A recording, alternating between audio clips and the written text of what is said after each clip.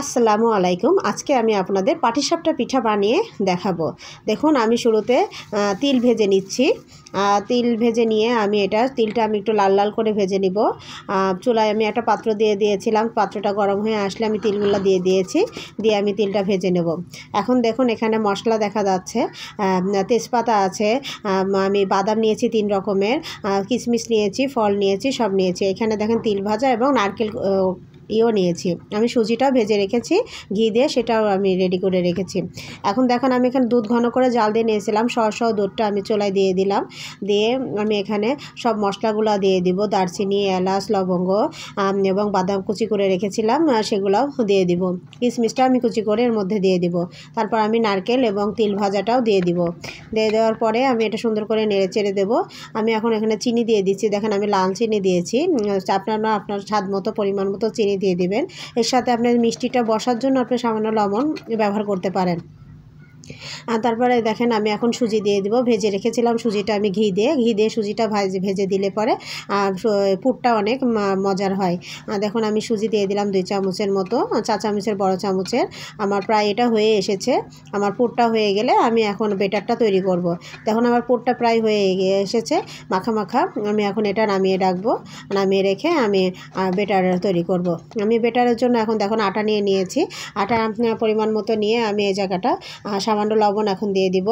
দেখুন লবণ দিয়ে দিলাম। আমি এখন কুসুম গরম, হাতে সহ্য হয় এমন গরম অল্প অল্প পরিমাণ করে নিয়ে আমি হাত দিয়ে মাখিয়ে ধীরে ধীরে আমি এটা মাখিয়ে নেব, যেন আমার গুটিটা না হয়। অল্প অল্প করে পানি দিয়ে এটা ধীরে ধীরে মাখালে বেটারটা সুন্দর হয়। দেখুন আমি আস্তে আস্তে অল্প পানি দিয়ে, দেখুন আমার বেটারটা এমন হয়েছে। এই ধরনের বেটারটা করতে হবে। এখন আমি ফ্রাই প্যানে চুলায় দিয়ে রেখেছিলাম, ঘি দিয়ে দিলাম। দিয়ে আমি দেখেন ব্রাশ করে দিচ্ছি। ব্রাশ করছি কী দিয়ে, দেখেন বেগুনের বোটা আমি কেটে নিয়ে এটা ব্রাশ বানিয়ে নিয়েছিলাম। এখন আমি বেটারটা দিয়ে দিব। দেখুন আমি বেটারটা দিয়ে দিচ্ছি সুন্দর করে। বেটারটা তার ফ্রাই প্যানটা চারিদিকে ঘুরিয়ে বেটারটা চারিদিকে ছড়িয়ে যাচ্ছে। পরে এটা আমার হয়ে গেছে, দেখুন সুন্দর এটা হয়ে গেল। তখন দেখেন নড়ে যাচ্ছে, কারণ ব্রাশ করার ফলে। এখন আমি পুরটা মাঝখানে চামচ দিয়ে দিব। দেখুন আমি পুরটা মাঝখানে চামচ দিয়ে দিচ্ছি। এখন এই অবস্থায় আমি এটাকে রোল করে দেব।